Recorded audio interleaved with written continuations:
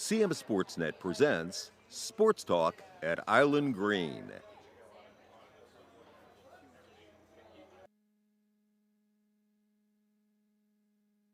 Maryland for the debut episode of Sports Talk at Island Green. I am your host, Avery Newport. Thanks so much for joining us on this absolutely beautiful Monday evening in Westminster. My guest today is the head coach of the McDaniel Green Terror football program, Mr. Skylar Foltz. Skylar, great to be here with you. Thanks so much, Avery. Appreciate it. This is a absolutely gorgeous day tonight here, man. Can't beat it. Could not have better weather here tonight, really. It's couldn't. making me want to go play some golf here, eat a little bit, but we got cornhole in the back, we got people teeing off, we got dogs here, family, everybody. It's a great evening. This is the first episode of Sports Talk at the Island Green. We're going to do this regularly here, where Skylar and I will talk about McDaniel football and McDaniel sports at large. I want to bring more attention and more eyes to our programs here in Westminster, and this is the best way to do it. So, Skylar, this is your first year as the head coach of your alma mater, McDaniel Green Terror. He was a tight end for the football team from 2007 to 2010. Seems like a long time ago. I was 7 years old when you were a freshman. That way. Yeah. I'm feeling pretty young lately. So yeah, that's right. It's kind of surreal. Yeah. It's kind of the way I've been telling everyone is leading up to the first game, it was a really strange feeling because I had a lot of deja vu moments just walking around campus, even during preseason, walking out of the training room. It just took me right back to those times. So thankfully got the first game out of the way. Now I'm back into just straight coach mode. But there was a couple of moments there where it really sunk in a little bit. Yeah, I mean, you were telling us before we went on air today that even your student ID still hits. You still got the same number. You still got the same. Employees, the exact same number. Yeah. I still have it memorized, so That's I don't have to worry right. about that. Yeah. Well, as we mentioned, Skylar's in his first year as the head coach of his alma mater, and he just had his very first win as the head coach of the Green Terror on Friday evening. McDaniel beat Catholic 7-3, the final score in the season opener in 2024. Coach, it was a great atmosphere. Of course, I was there. I was up in the booth watching, and even though it was a low-scoring defensive battle, you couldn't really tell by the crowd, by the atmosphere. It was the first night game in Westminster in almost a decade. Since 2015 was the last night game here on the Hill, and the atmosphere was absolutely electric. The tailgaters were out in full force. The student section was fantastic. Just a great atmosphere all around. I'm sure you feel similarly. Yeah, I mean, you could tell. I got into work on Friday morning at about 8:30 or so. The tents were already getting set up. There was people, I don't know if they brought them in Thursday night at some point, but everyone was already getting ready to experience the true atmosphere that Friday night was going to be. Yeah. When I was hired, Jeremy Shepard, our athletic director, came to me and he was like, "What are your thoughts on having a night game?" Yeah. I said, absolutely. The Hill's already an amazing experience for a football game, let alone having the opener at 7 o'clock at night under the lights. Right. It was a no-brainer from right away. Yeah, no, absolutely. And the timing just made perfect sense, too, given that you're an alum, and there's a lot of hype, a lot of positive energy around this program now. It just made sense to have a night game here, and it was a perfect experience, in my opinion, especially because got the win in your first game. It makes it even better. Always better when you win. Let's talk about that Catholic game now for a moment. 7-3, the final score. McDaniel won over the Catholic Cardinals in the first game of the season. A low-scoring game. I came in with the expectation that, given your background, you arrived here from King's College in Pennsylvania. You were the head coach for just a season last year, but in your 1 year as the head coach, you were 8-3. You had a top 20 offense in the country in Division III. So my thinking was, well, you're going to get the offense in shape. The offense is going to be running up and down the field, putting up points like nobody's business. But that game was as defensive a battle as you could ever have. The defenses were on fire for both teams, especially for your guys, the Green Terror. Yeah, absolutely. We kind of felt coming into the year that we were going to lean on our defense a little bit more, knowing that it was year two in Coach Piercy's system, learning kind of the ins and outs and the right things to do and the adjustments to make. So kind of had the feeling we were going to lean on them early as the guys in the offense start picking up some of the finer details a little bit more. Yeah. We're a little unsure against spring ball. We didn't have as much practice time as we would have liked. It's a little bit different in Division III because we only get a handful of padded practices. Yeah. So early on in the year, it usually is more of a defensive battle. And then as you're gauging kind of how the game goes, I knew our defense came to play. I knew they had the really good plan, kind of where they were going to attack and the pieces they were going to do. I don't want to say it made me a little bit more conservative, but now I didn't have to take as many risks as you might want to. And I think our offense is only going to improve because we went back and watched the film today as a team. There was plays there to be made. We had a couple of chances in the red zone, didn't come away with points. I think as they continue to improve and develop, we're going to be able to be a little bit more balanced. But at the end of the day, it is a team game, right? Yeah. The offense was able to lean on the defense. The defense was able to use special teams to help them out. So really couldn't be more proud of how well they all played. Yeah, I got to say, the defense really stood out to me for the whole game, not because, when you come in, you talk about a defense that had to replace a lot of production too, lost a couple of starters from last year, and you replace that production with underclassmen, with young guys. Tavon LeGrand is the guy that comes to mind right away. He had a phenomenal game. He's a true freshman, starting middle linebacker, and he was all over the field. Talk a little bit about his impact right away that you saw in his first game. Tavon, so I actually had recruited Tavon when I was at Kings before, and I knew academically what he was looking at. That's why he was looking at coming to McDaniel at the time. But Tavon comes from a program in Pennsylvania that knows how to win. The multiple state championship program. He had been involved in a lot of those games, so he knows what it takes to win in a football game. Yeah. So that whole intangible side kind of tells you as a freshman, he's a little bit more on the mature side. He understands what it takes to win football games, how to prepare for those football games. Yeah. So that was the easy part for him, right? And then you're able to see athletically what he is able to do on the field. When those two match, he's a really, really special football player. Yeah, no, I saw him making a lot of very high IQ plays. You would not be able to tell that he was a freshman if you were not familiar with the Green Terror program already. But he had a phenomenal game. Another player that really stood out to me was Alex Brown, who had that one insane hit in the first quarter. He upended the running back for Catholic. If you can go back and watch the highlights on our YouTube channel, not to shamelessly plug our YouTube channel, but I'm going to, McDaniel Athletics on YouTube. You can check out the highlights from Friday night's win. Alex had a highlight reel hit in that opening quarter. He had a pretty good game as well. Alex, so I'll give you a couple of little tidbits about Alex. Athletically, he is a specimen. You meet him, he's very imposing, long-armed, can bend, can lean, can do all the things you need to do. But Alex actually has a different jersey number this year. So I don't know if you noticed, he's wearing number 1 and he'd worn number 4 in the past. The reason why he's doing that is we vote for who wants to wear jersey number 1 as being the embodiment, the best player, the one that we all think we can rally around. Wow. And the team actually voted for Alex to wear number 1. Okay. So there's a reason why he is who he is. We know the talent that he's capable of. Yeah. And it's about putting him in the positions to make those plays because we know he can do it. Yeah, no, he really was a ball hawk all over the field on Friday. And he's also the nicest person possible you would meet. So really it's really nice to have a good football player and a good person at the same time. Absolutely. Seems like a very humble guy, but committed to winning and committed to being a part of the program long term. Let's switch gears now and focus on the offense. Now, again, you're an offensive guy. You're a quarterback guru. Again, not trying to gas you up here too much, but you're the host. I just listen to what you say. You know your way with quarterbacks. But coming into this game, there was a bit of a question about who would be the starting quarterback for the Green Terror. And you ended up going with the senior Eric Grinwis as your starting quarterback over Angel Granado Jr., the very talented sophomore. Angel started the back half of the season last year, but you decided to go with Eric over Angel. Could you kind of go into what that decision was like for you leading up to the Catholic game? I mean, anytime you have an opportunity with multiple quarterbacks, because you had in Tony Miller also played last year as well, and all three are back. Right. I had told them during spring that I was going to have any preconceived notions, right? Because Angel was able to play due to some injuries that happened before and took advantage of those opportunities. So coming in, they're all kind of started at square one, learning my offense, learning what we're trying to do.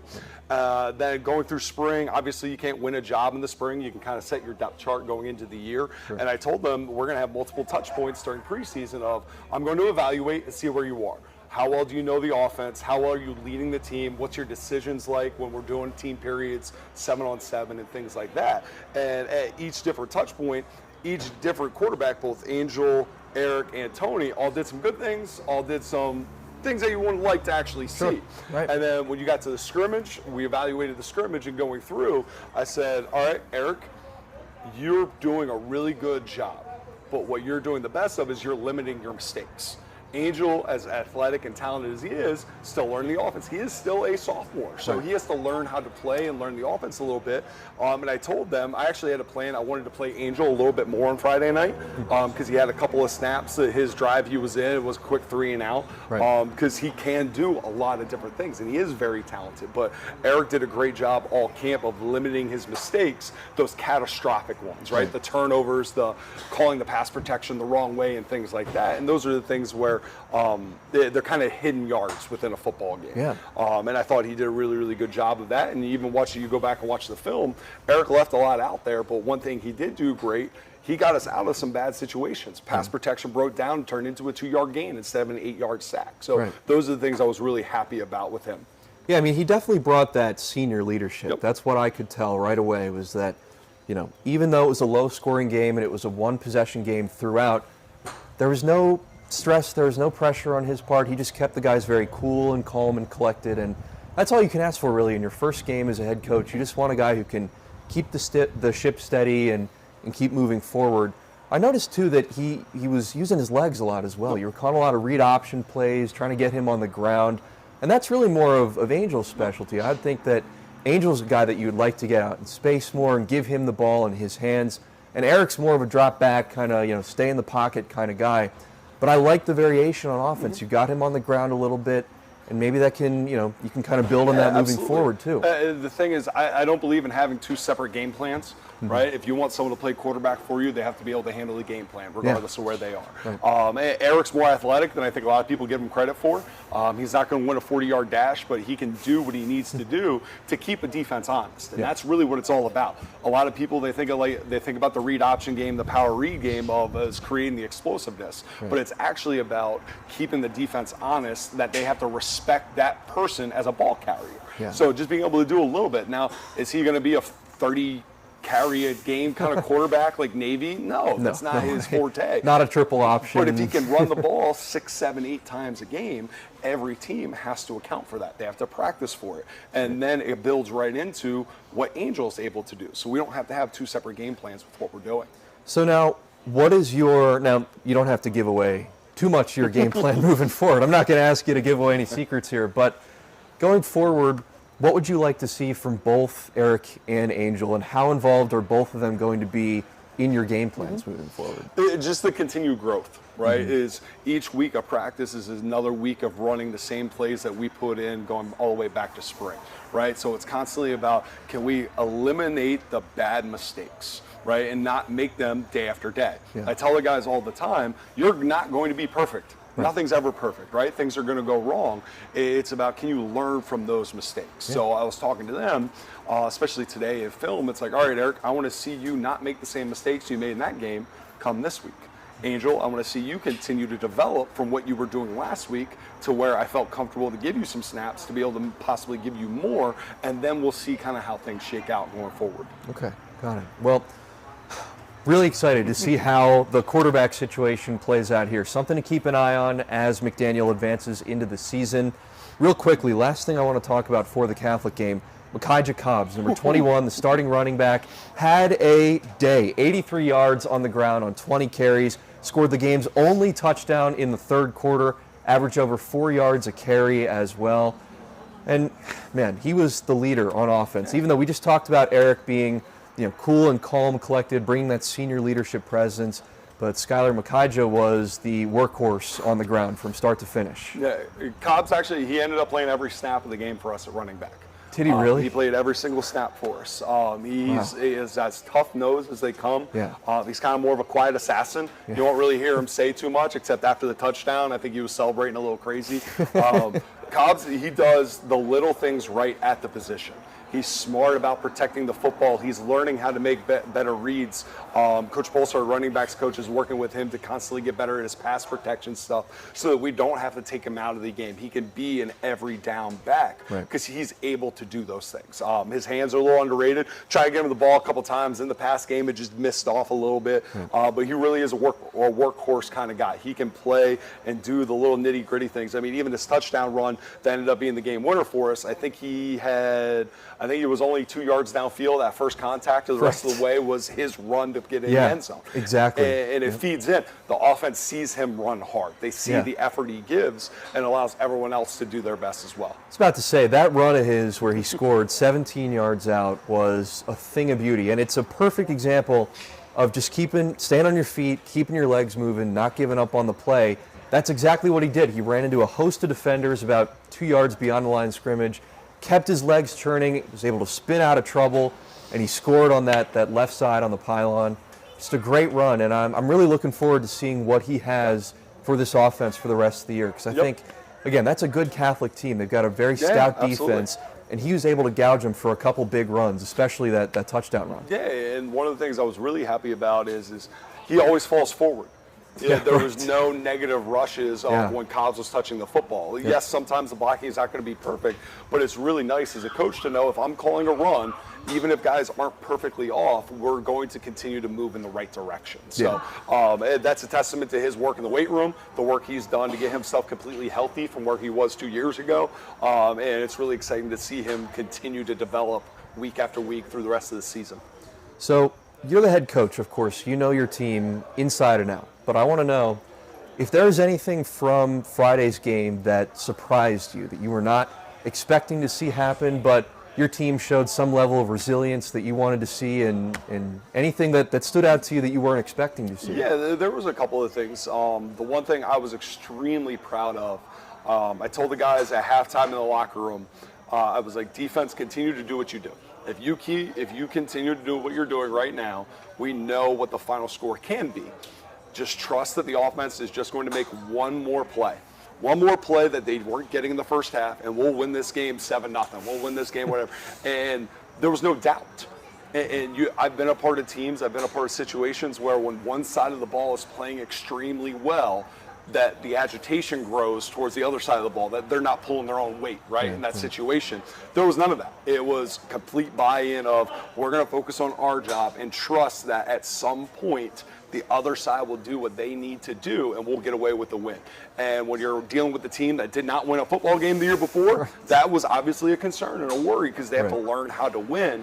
And they just surprised. There was no doubt, no hesitation. It was, we're going to fight all the way through this until there's zeros left on the scoreboard, and we believe we're going to be able to get it done. It's a great sign, really, from a young team because, again, as you mentioned, the team struggled last year and circumstances weren't great, but the fact that they were able to stay in such a close game from start to finish and never gave up once is really a great sign. And I'm very excited to see what you guys do for the remainder of this season. And, yeah, just a lot of positive signs from that opening day game, especially given the atmosphere, given the night game. There's a lot of pressure the first game for you as your head coach, and it seems like you guys answered every challenge, and it's really great to see that right away. The belief is there. We told them, we're like, just try to buy in. And when I met with the guys in the spring, again, we were low roster. We had about 50-some guys on the team until we got the recruiting class in.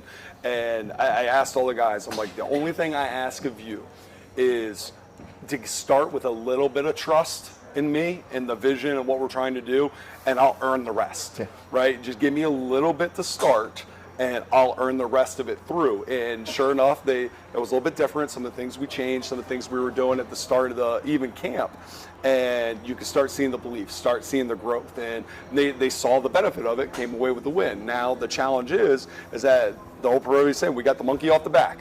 You were worried about getting the first one. Now it's, can we go back to work and start stacking days to chase the second one? Yeah. Skylar Foltz, head coach of the Green Terror football program. We're going to take a quick break and come right back on the the Sports Talk at Island Green show right here at the Island Green in Westminster, Maryland. Back in a moment.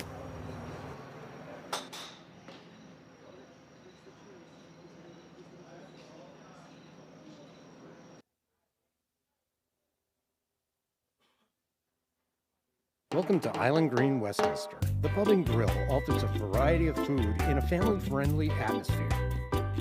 Live music, private suites, miniature golf. Learn more at islandgreenwestminster.com. Island Green, Westminster.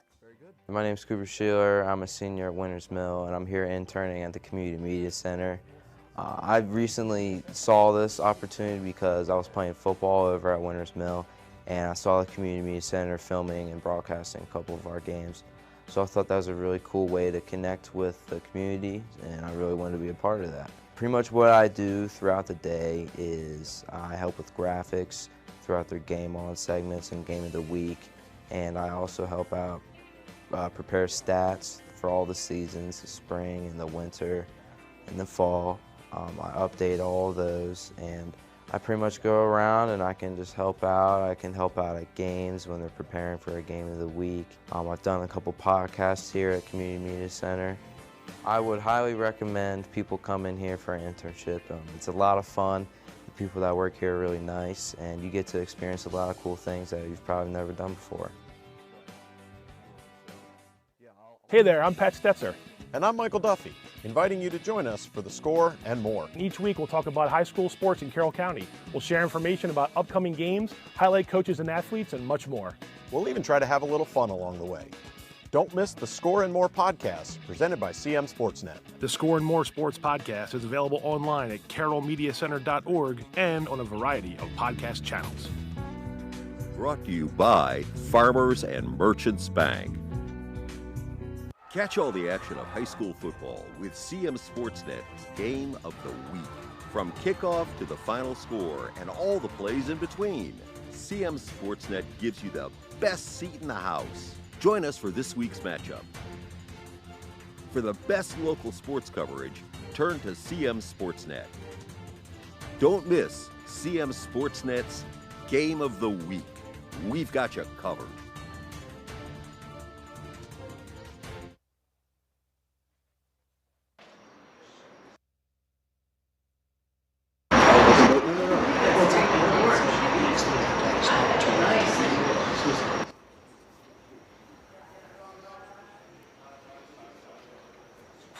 We're back here at the Island Green in Westminster, Maryland for segment 2 of the evening, our debut episode of Sports Talk at the Island Green. Avery Newport, your host here, and I'm joined by Bernie Kuntz, head coach of the Manchester Valley football program right here in Carroll County. Coach, thanks so much for joining us. Thanks for having me. Yeah, so appreciate it. You're the head coach of Manchester Valley. You guys just got your season underway. Tell me a little bit about how you've prepared for the season and what your team's looking like so far.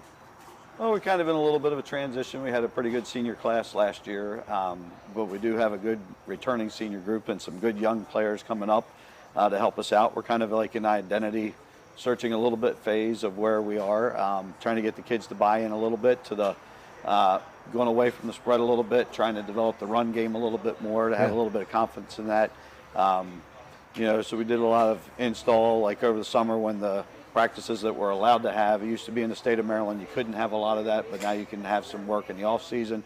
And that was important to get the kids up to speed and moving along so that on August 14th we weren't starting at ground zero. So kids bought in and did a pretty good job with that. And, you know, we stacked our scrimmages with some pretty good teams with Hereford and Old Mill, and then, you know, in Perry Hall last week. I'm a Hereford grad. Yeah, and it was in Hereford's a pretty good rivalry. Oh, yeah. Obviously, Manchester sure. Valley pulls the North Carroll community, and Right.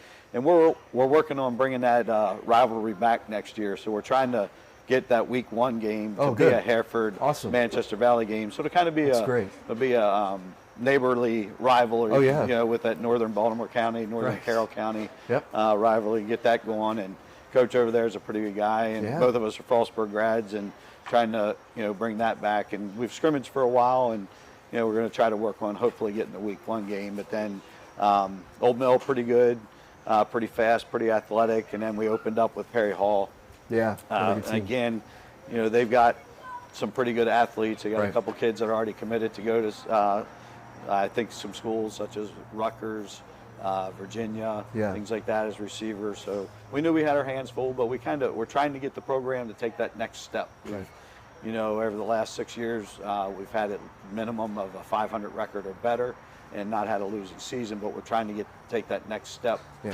to develop the winning program. Well, that's exactly right. I mean, you can't immediately expect success right off the bat. It's something that you build. It's a cultural thing. It takes time. So, you know, the progress is clearly shown for you guys, and that this is another opportunity for you to build on that this year. So, Yes, for sure. And then North Hagerstown this coming week will, you know, be another test. It's been a team that we develop, you know, rivalry, even though they're Washington County.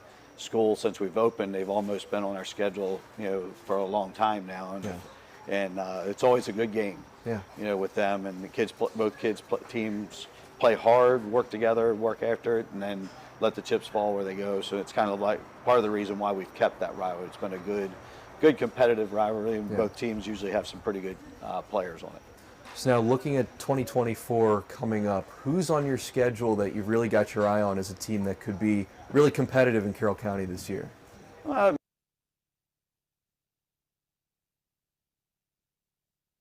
Kind of being the one that everybody, points to try to, win. We did get a big win over them in the playoffs. They beat us during the regular season last year, and I'm sure that they're going to be prepared, and they got some, good kids returning back. I think they got some good linemen, a couple good running backs, things of that nature. So they're going to be a quality team in the county. Liberty's got some good kids that can move around. They got a returning quarterback that's, I believe, doing a pretty good job and doing some good things.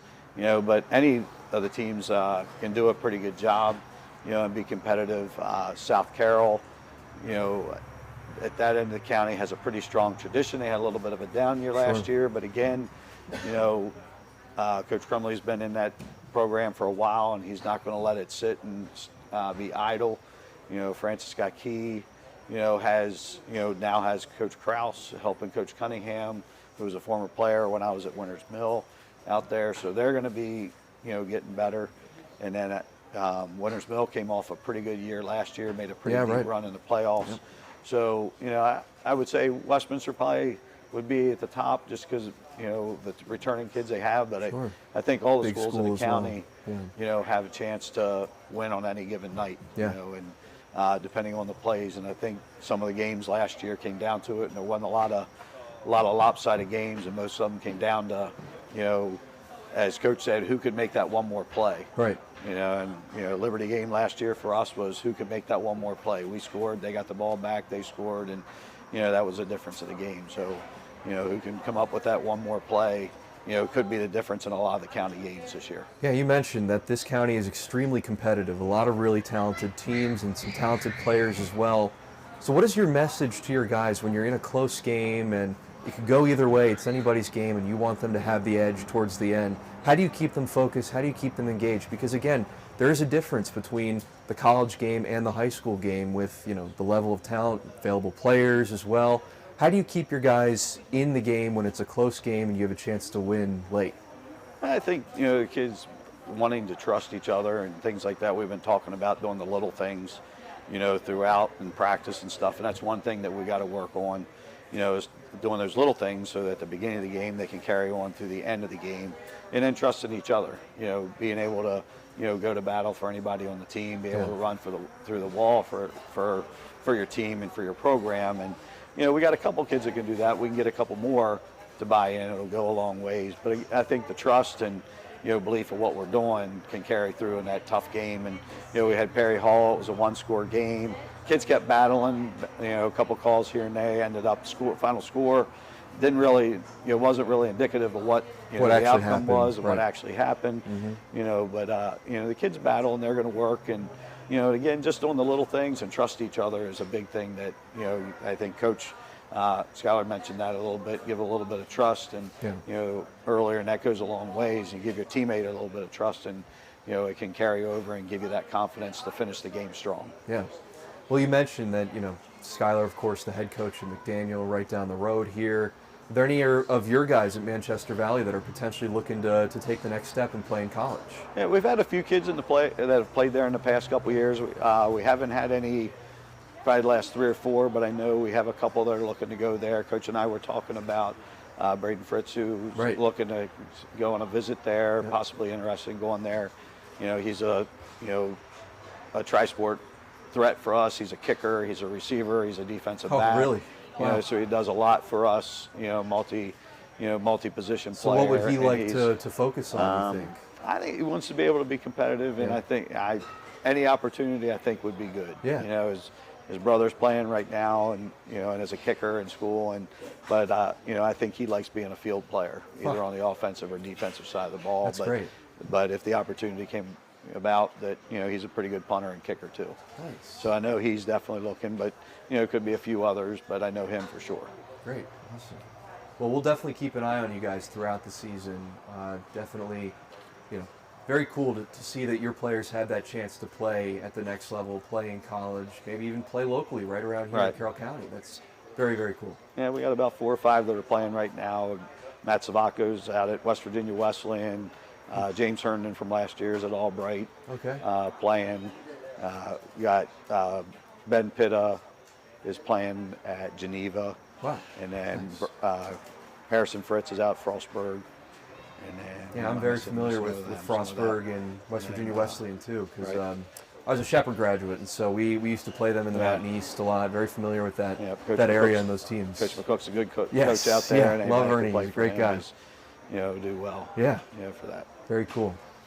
Well, Bernie Kuntz, head coach of Manchester Valley, thank you so much for joining me on the second segment so far. We've had a great debut show, and we got more content coming up for you. We're going to talk a little Ravens, a little Orioles, maybe even some Maryland football, and we'll go into some more McDaniel sports as well. The women's soccer team, one of the best teams in Division II. They're currently ranked top 25 in the country.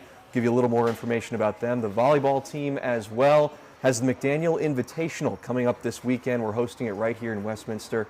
So a lot of things happening around the area. It's very, very cool time. So we'll get you all that information later on in the show. But Bernie, thank you so much for joining me. Thanks and for best having of me, luck to you guys for the rest of your season. Thank you. Looking forward to it.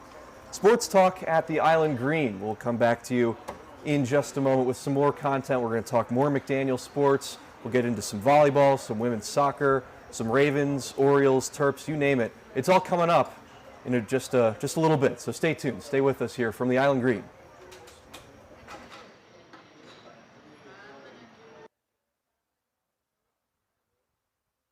Welcome to Island Green, Westminster. The Pub and Grill offers a variety of food in a family-friendly atmosphere. Live music, private suites, miniature golf. Learn more at islandgreenwestminster.com. Island Green, Westminster. My name's Cooper Sheeler. I'm a senior at Winters Mill, and I'm here interning at the Community Media Center. I recently saw this opportunity because I was playing football over at Winters Mill, and I saw the Community Media Center filming and broadcasting a couple of our games. So I thought that was a really cool way to connect with the community, and I really wanted to be a part of that. Pretty much what I do throughout the day is I help with graphics throughout their game on segments and game of the week, and I also help out prepare stats for all the seasons, the spring and the winter and the fall. I update all of those, and I pretty much go around and I can just help out. I can help out at games when they're preparing for a game of the week. I've done a couple podcasts here at Community Media Center. I would highly recommend people come in here for an internship. It's a lot of fun. The people that work here are really nice, and you get to experience a lot of cool things that you've probably never done before.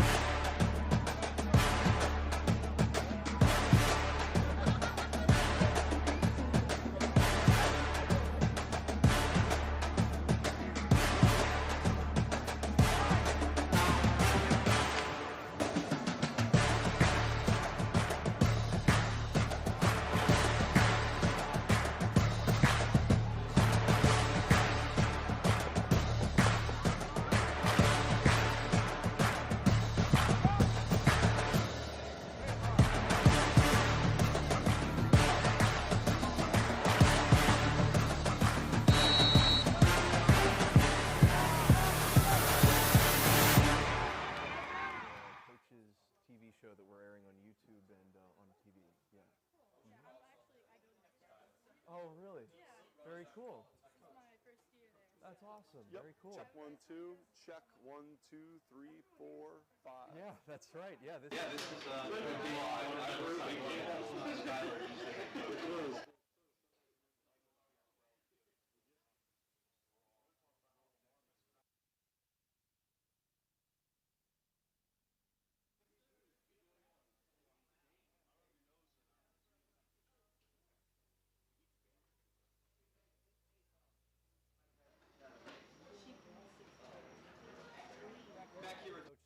Foltz of the McDaniel football program. Going to wrap up the first episode of Sports Talk at the Island Green here with our final segment today. We're going to go over a little bit of everything in the Maryland sports scene. We'll go over some Ravens, some Orioles, some Terps even.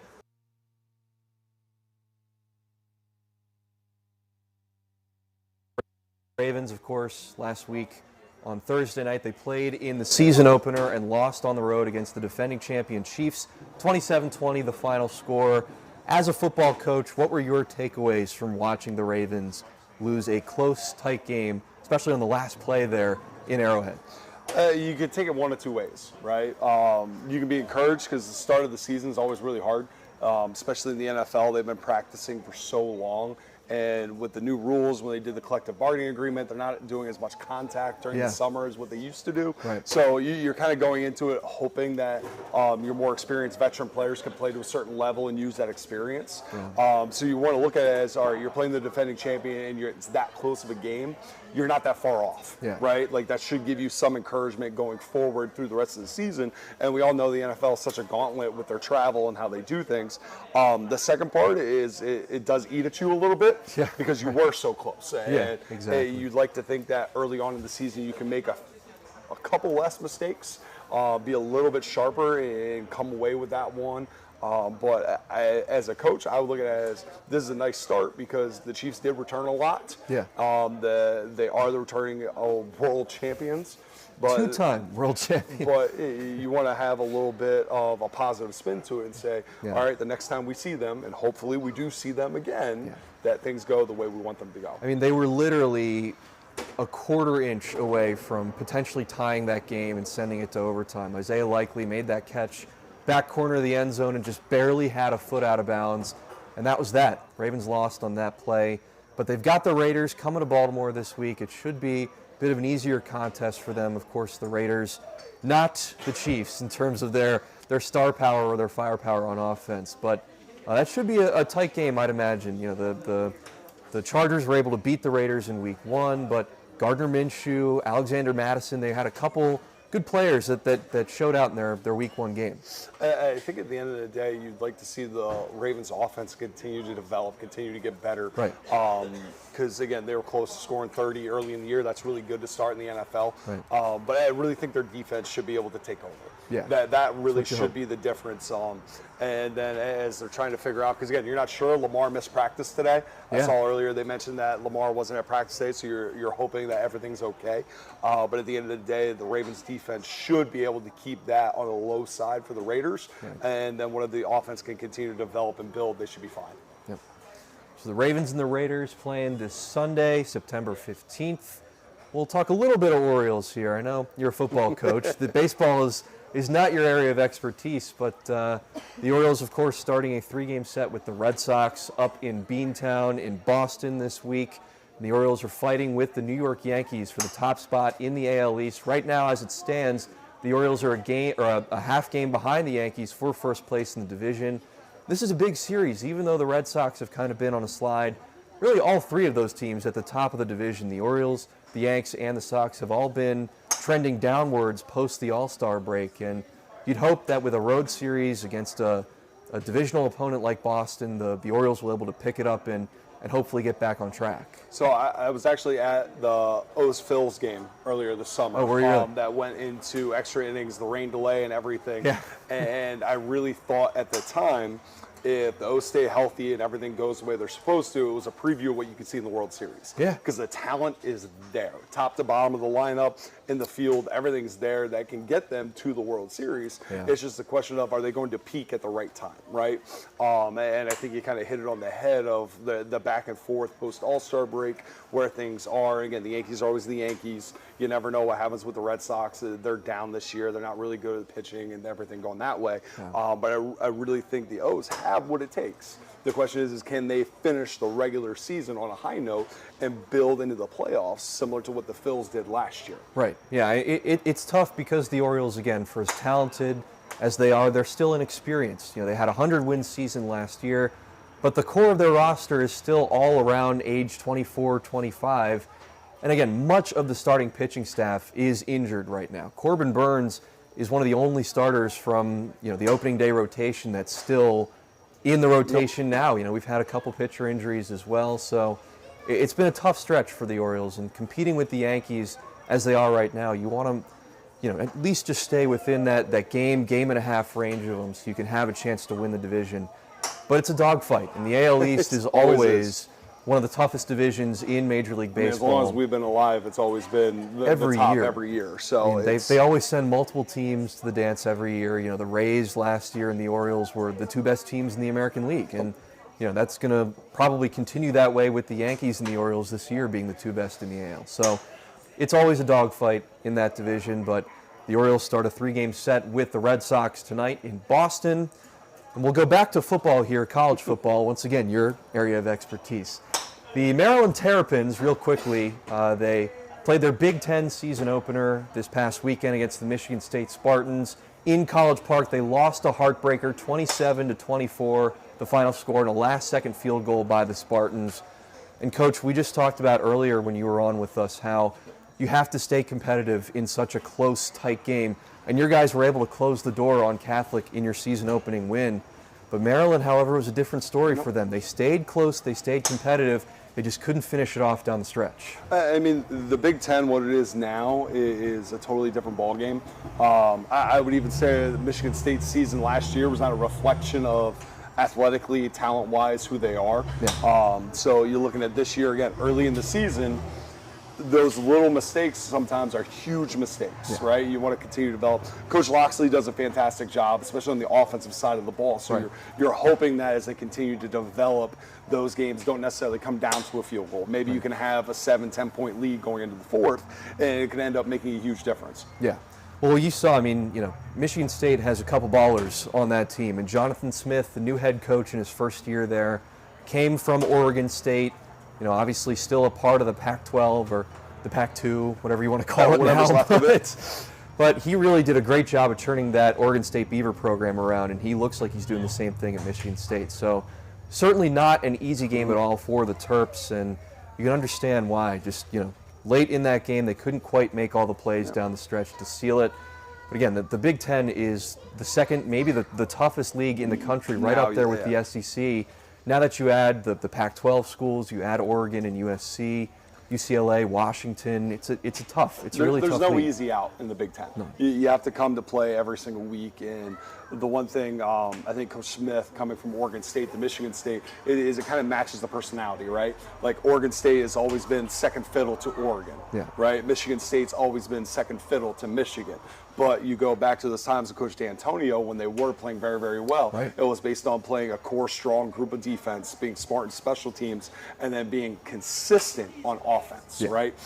Continually, like, they were never the most amazing. They weren't leading the country in offensive statistics, but at the time, they were leading in offensive efficiency. They were leading in red zone efficiency. And those are the things that when you have a guy like Coach Smith coming into the situation, it's going to be very, very similar. So I think Michigan State, that's a tough one when you look at for Maryland. It's going to struggle. It's going to eat at you a little bit, but it's not the Michigan State of the last 3 years, right? You're going back to the style of play that Michigan State really was going back 7-8 years ago. So what do you think Maryland does now? Again, they lose a close conference game at home. How do you get the guys back together? As a head coach, what would you do in this scenario? If you lose a tight, close game at home to a conference team, how do you get the guys to band together again and move forward for the rest of your season? You have to remind them that it is a long season, right? That one game never defines you. And also now when you look at the way the college football playoff is set up, right? One game teams. Does not take you out of it anymore. It can hurt you. It kind of limits your chances of error through the rest of your course of your season, but it's still a lot there, especially now being able to get through. You're going to have quality opponents through the rest of your season. Right. So if you can continue to build and develop, it's giving you opportunities to play in some really, really important games. It's different than it was years ago where one early season loss against an unranked team is basically kind of shutting you out of the door, right? You're playing to get in the Duke's Mayo Bowl, you're playing to get in one of those other ones, but now you have the opportunity, if you can continue to develop and push through, each week still matters. And you really have to emphasize that to the team and be like, guys, one game is not the definition of our season. It doesn't matter if it's the first one or the last one, right? You have to look at the totality of the year. They still have a lot to play yet. So we got a little more time here. We'll go in quickly to preview your next game on the road against Rowan. next weekend. This is your first road contest as head coach of your alma mater. What do you think about this Rowan team? What have you seen from them so far this year? What did you see from them last year? How's the preparation going for you guys? So you really can't use Rowan too much from last year. Right. With Coach Rulli coming in as their head coach, I've known Coach Rulli for a bunch of years from his time when he was at Susquehanna, when he was at Muhlenberg previously as an assistant, and he does a fantastic job on the defensive side of the ball. Yeah. So everything they did last year is kind of different this year. So again, it's a similar situation of you look at their film, some of the mistakes they make, they're learning the scheme. They've only had it now for 4 weeks since we showed up for preseason starts, so they're going to continue to get better at it. So the old adage is always you should make your biggest improvement from week 1 to week 2, and you're hoping you can continue to do that, but also your opponent's going to do the same thing. Right. So definitely going to keep an eye on that for you guys this week. Your first road game as head coach of the Green Terror. McDaniel playing Rowan, first road game of 2024. That'll be this Saturday. A couple other McDaniel events we want to let you know about. The men's soccer team has a home match on Wednesday this week against Eastern Mennonites. That's right here in Westminster. Then the women's soccer team, nationally ranked in the Division III polls. They're ranked in the top 25 last I could recall. They've got a road contest this week against one of the top programs in the nation in Messiah. That's going to be quite a game for head coach Michael Scott and his crew. So a couple other events coming up for McDaniel to wrap up the week. At the end of the week on Friday, the McDaniel Invitational for the volleyball team led by Coach Jen Feldman. That's going to be quite a fun weekend for the volleyball program. A couple major schools coming in to play right here in Westminster. That'll be on Friday and Saturday the 13th and 14th. So a lot going on here. The fall season has just kicked off, and a lot of things happening around here on the hill. So yeah, it's a kickoff to the season. Everyone's starting to get in kind of the grind of the hard parts of their schedule, and it'll be exciting to see all the teams continue to prepare and develop through the beginning of their seasons going forward. Yeah, so a lot of cool things coming up for McDaniel. A lot of cool things coming up as well right here at the Island Green. Of course, tonight we just had our very first debut episode of Sports Talk at Island Green, which has been going pretty well. Yeah, not bad at all, Avery. Then later on this week on Thursday the 19th, live music here at 6 p.m. You don't want to miss that. Justin I'm not sure if I can pronounce that. I'm sorry. Let's see. How can we say that? Justin Bertiguez. I think that's probably the right way. Sorry about that, Justin. First time I read it right in front of me, but you're going to be here on Thursday the 19th at 6 p.m. right here at the Island Green. Then Friday night on the 20th, another live music event. The Late Night Record Shop will be here at 7. Saturday the 21st, the live music keeps on rolling here. Mark Bray and the Steel Soul Cowboys. It's going to be at 6 o'clock on Saturday evening. You won't want to miss it. Weather's going to be beautiful all week here in Westminster too. So come on out, have some drinks, spend some time with your friends and family. Tee off on the links, play some cornhole back here. Bring your pets, bring your friends. This is the place to be, the Island Green. Nice little place to hang out. Gorgeous out here. A lot of things to do with the friends, family. You can't beat the Island Green. Yeah, and Sunday, September 29th, a couple weeks from now, the Bluegrass Festival will come here to Westminster. The Salem Bottom Boys, Duffy and Rowe 100 Proof, Hayden Shaw, and this side of Pleasant. All these acts are going to be here in Westminster at the Island Green at 12 p.m. on Sunday, September 29th. For the Bluegrass Festival. You Bluegrass fans? I'm a country guy, not a true Bluegrass guy. Yeah, see, I've seen a couple Bluegrass acts live. I tell you what, it's pretty impressive. They got all the different, they got the guitars strumming, they got the washboards going. I like anytime you do festival stuff, right? It gives you a nice variety of what you're looking for. Yeah, and it gives, places like the Island Green a chance to bring some new people in, a new audience, and be a really cool atmosphere. I'm really excited to see how that all plays out. Well, Skylar, this has been fun. This has been a great debut episode, in my opinion. We're going to do this every week here. Me and Skylar will talk McDaniel football, McDaniel sports, give you a little bit of a taste of the Maryland sports scene as well, and here in Carroll County too. Lots of things going on. So join us here every week from the Island Green here at 6 p.m. on Monday. Keep doing this. This is fun. Yeah, it's a great time, Avery. I appreciate everything. Hope everyone takes the time to tune in, come check out the Island Green, and always end. Go Green Terror. That's right. For head coach Skylar Fultz, I'm Avery Newport, your host, saying so long from the Island Green. You've been watching Sports Talk from the Island Green. We'll see you next week. Good night.